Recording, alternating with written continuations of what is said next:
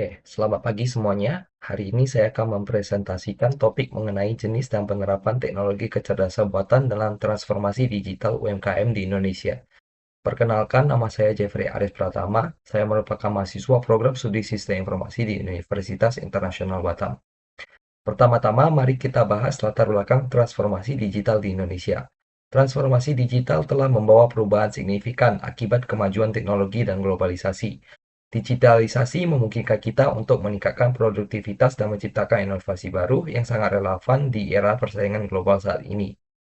Dalam konteks ini, usaha mikro, kecil, dan menengah atau UMKM memegang peranan penting.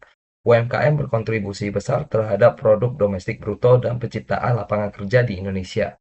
Namun, untuk tetap kompetitif, UMKM harus mengadopsi teknologi modern. Salah satunya adalah kecerdasan buatan atau dikenal sebagai AI yang dapat membantu mereka meningkatkan daya saing di pasar global. Tujuan dari penelitian ini adalah untuk mengeksplorasi bagaimana teknologi kecerdasan buatan diterapkan dalam UMKM. Ada tiga fokus utama. Yang pertama adalah jenis teknologi AI yang digunakan oleh UMKM. Yang kedua adalah dampak yang dihasilkan dari penerapan AI terhadap transformasi digital. Dan yang ketiga adalah tantangan yang dihadapi UMKM saat mengimplementasikan teknologi ini. Dengan mengetahui poin-poin ini, kita dapat memahami lebih baik bagaimana AI dapat mendukung perkembangan UMKM di Indonesia.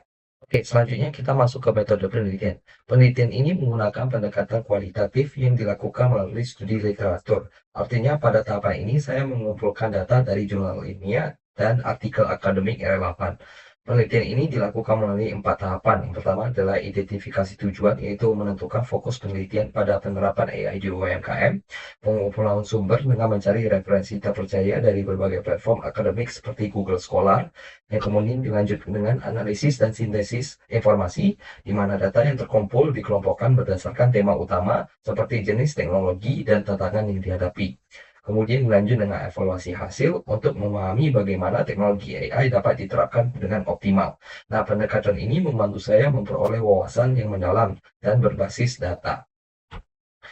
Masuk ke hasil penelitian jenis teknologi AI. Berdasarkan penelitian, ada beberapa jenis teknologi AI yang banyak digunakan oleh UMKM, yaitu yang pertama adalah chatbot dan asisten virtual. Teknologi ini meningkatkan layanan pelanggan dengan memberikan respon otomatis selama 24 jam.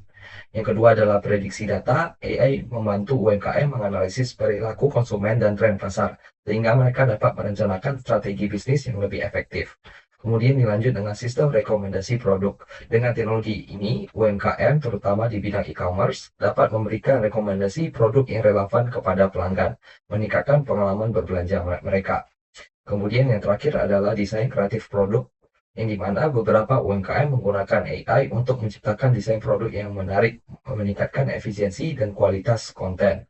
Nah, teknologi-teknologi ini memainkan peran penting dalam mendukung operasional dan inovasi UMKM. Oke, selanjutnya adalah dampak AI terhadap UMKM. Penerapan teknologi AI memberikan beberapa manfaat besar bagi UMKM, seperti yang pertama, efisiensi operasional, yang dimana AI memungkinkan otomatisasi proses yang menghemat waktu dan sumber daya. Yang kedua adalah peningkatan pengalaman pelanggan.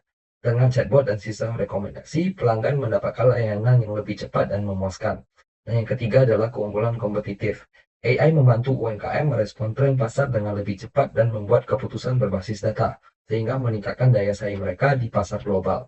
Oke, meskipun memberikan banyak manfaat, implementasi AI di UMKM juga menghadapi beberapa tantangan, yaitu yang pertama adalah keterbatasan sumber daya.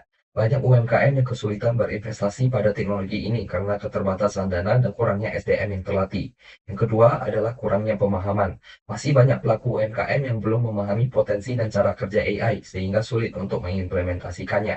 Dan yang ketiga adalah tantangan integrasi sistem. Infrastruktur teknologi di sebagian besar UMKM belum memadai untuk mengadopsi AI. Nah, tantangan-tantangan ini perlu diatasi agar UMKM dapat memanfaatkan AI secara optimal. Baik, pada kesimpulan saya merangkum bahwa penerapan kecerdasan buatan AI memberikan manfaat besar bagi UMKM di Indonesia seperti efisiensi operasional, pengalaman pelanggan yang lebih baik, dan daya saing yang meningkat. Namun, tantangan seperti keterbatasan sumber daya, minimnya pemahaman, dan kesulitan integrasi masih perlu diatasi. Langkah strategis seperti pelatihan, dukungan infrastruktur, dan investasi berkelanjutan, serta kolaborasi antar pemerintah penyedia teknologi dan UMKM jadi kunci keberhasilan implementasi AI untuk mendukung transformasi digital UMKM. Nah, baik, itu saja terkait presentasi saya. Mohon maaf apabila ada kesalahan. Sekian, terima kasih.